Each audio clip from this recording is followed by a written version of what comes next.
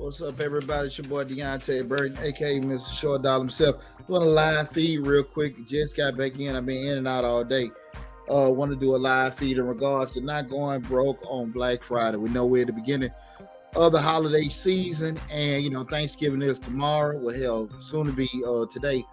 And Black Friday is that day after Thanksgiving where you have these tremendous amount of opportunities and deals and sales and stuff going on. And a lot of times people wait year round, the beginning of the holiday season start on Black Friday. But the sad part about it, a lot of times people get in situations on Black Friday and they can't even, sustain for December or anything like that. So I want to have that discussion. We had this is like a yearly show we have every year on around about Thanksgiving time in regards to this. But I want to have a discussion, not necessarily to pick on people, tell people what not to do on Black Friday, but I'll mainly give you strategies that can help you from a financial and fiscal standpoint to help you during Black Friday so you don't actually get blasted out from the beginning of the holiday season. You can't take care of a lot of things come Christmas time.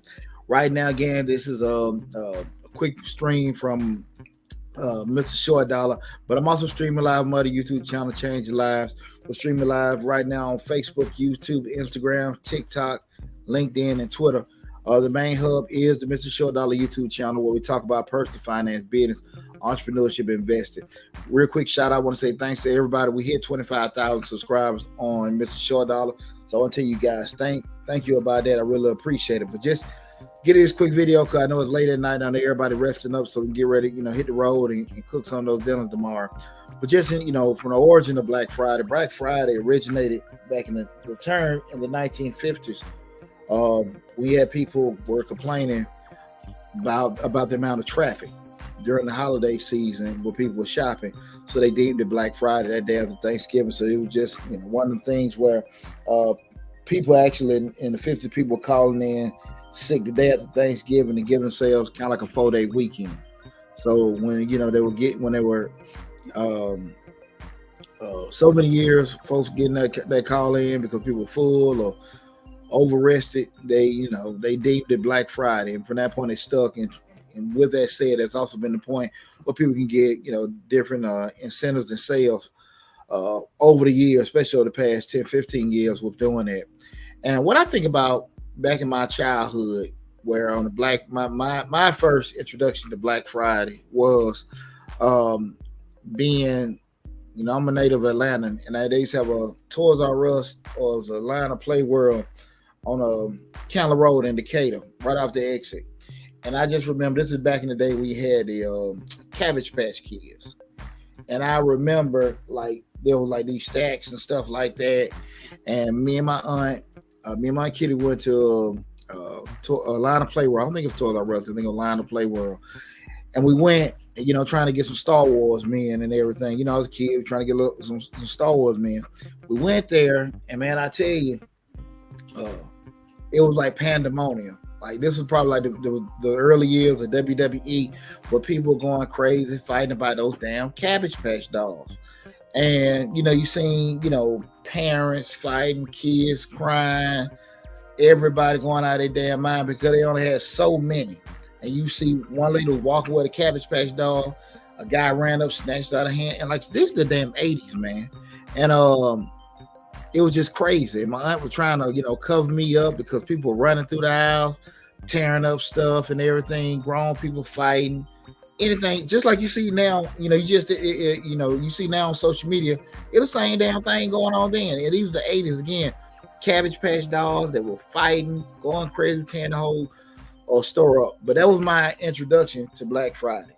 And one of the things about it, with Black Friday, I'm not going to get in any kind of conversation telling people don't go out there and shop, boycott or anything like that. But I always want to just give people advice to make sure they're moving in a smart way. Okay, so when I look at Black Friday, I will try to kind of tell people to kind of look at it from two different vantage points. It's an opportunity for people to take advantage of great deals and opportunities, but it's also a point where you can actually put yourself in a hole trying to acquire certain things, right? At a certain point in time, we may not necessarily be the best time for you, right? So with that said, one thing I always encourage people to be fiscally smart. Make sure you take advantage of sales or different kind of programs that are going on where people can actually um, be able to spend, less for certain products. When you see people doing different businesses having markdowns of 25, 50, 70% on certain items, buy one, get two or three free. I think it behooves you to take advantage of those particular situations. But when you are not necessarily, okay to be doing those kind of things, especially you got different responsibilities, in the upcoming weeks, i.e. rent, i.e. car note, i.e. groceries. I don't necessarily know if it's the best thing for you to do, right? Um, I understand, and I guess everybody looks at it different. We want to, be able to hand out gifts and make sure our kids have a great Christmas, and it's a great time for loved ones to be sharing and caring. But Christmas gonna come and go, and sooner you can realize that, I think the better off you'll be.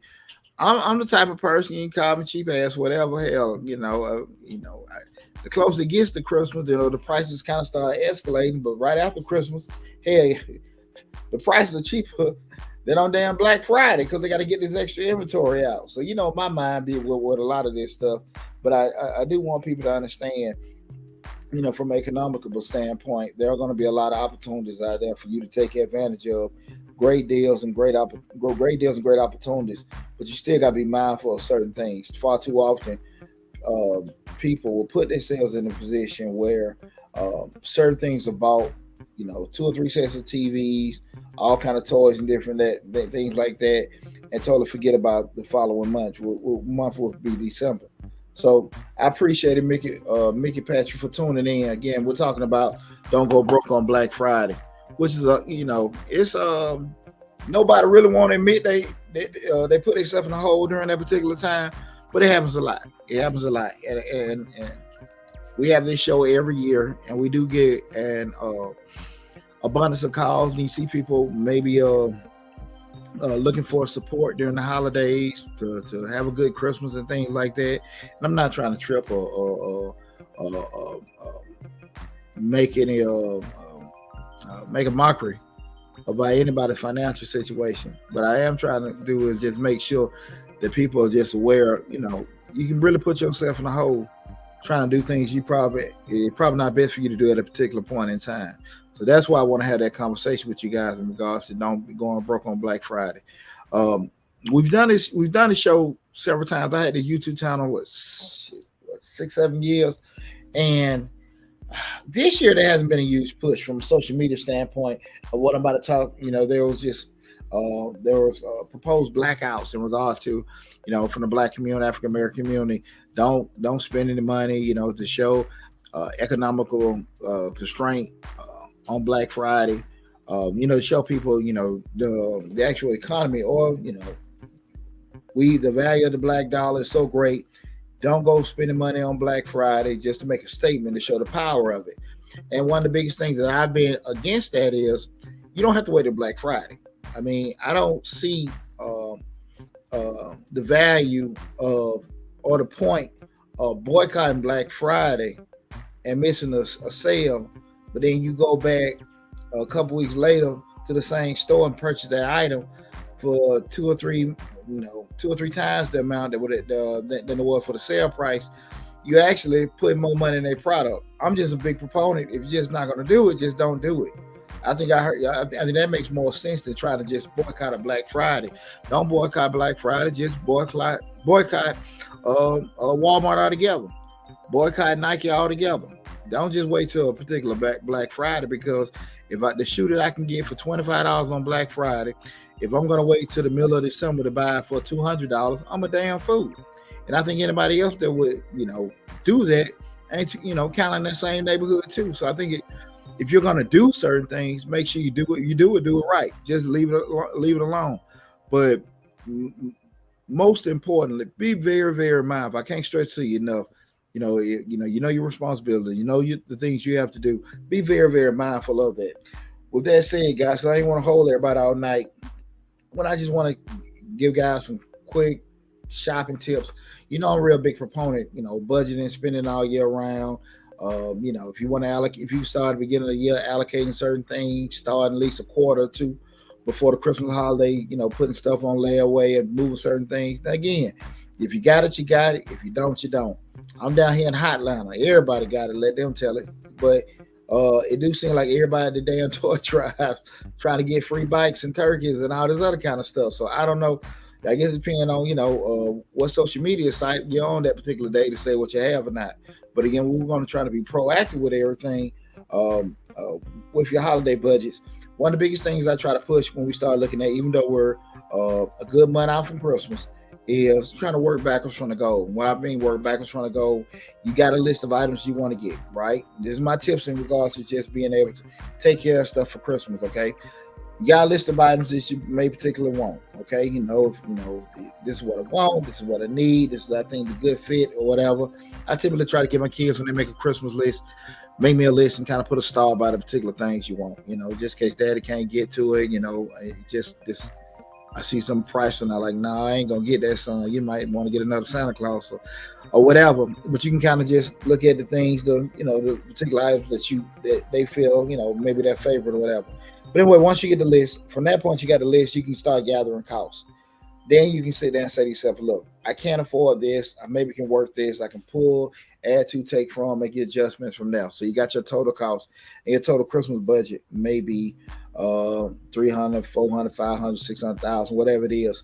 Now you can sit here and plan accordingly, right? So now you can sit here and say, okay, if I have to allocate X amount of dollars each week to, purchasing my Christmas goal, I can do that. My advice is, again, we in November, it is what it is.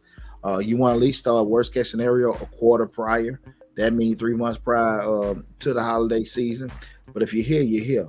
Being realistic about it, what you can and can't do. Don't put yourself in a hole. Don't put yourself in a hole trying to take care of everything, from Christmas. Far too often, too many times people do that. They run up, max out credit cards, do things they know not fiscally smart in regards to missing certain utilities and stuff. I've been a landlord almost 15 years. It's damn constant that January rent is going to get paid late. The January rent always gets paid late because everybody spend all their damn money for Christmas. It's always something like that. You got to just start arguing with everybody come January and stuff. And a lot of times, I'm never going to get to the point where I'm start counting people's money. I just want to give people advice in regards to, listen, that's just one day out of the year. It's going to come and go. And we want to be something memorable and enjoy yourself. You're around family, friends, and you love looking back at it. Not like, damn, man, I had to do all this kind of stuff, move these pieces, make all these changes just to make Christmas happen. And then your child break the damn toy week 2 after Christmas, or they can't find the game or whatever. The clothes that you bought, it ripped, or they don't grew out of it in a month or two.